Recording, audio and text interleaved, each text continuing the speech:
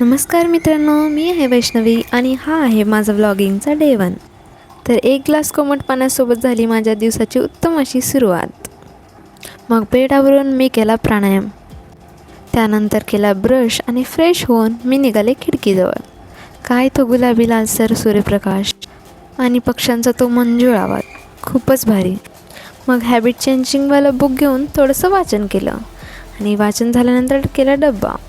त्यानंतर घेतलं आवरायला आणि आवरून मी निघाले ऑफिससाठी. धावत पळत तर मेट्रो पकडली आणि तिथे जाऊन केला नाश्ता. दिवसभर काम करून झाल्यानंतर जायची वेळ. आज मेट्रोमध्ये तशी कमी गर्दी होती. मग मी आले माझ्या रूमवर आणि फ्रेश होऊन केलं जेवण. जेवायला बनवला होता मी आज चपातीचा पिझ्झा. तो खाऊन मी केली जर्नलिंग.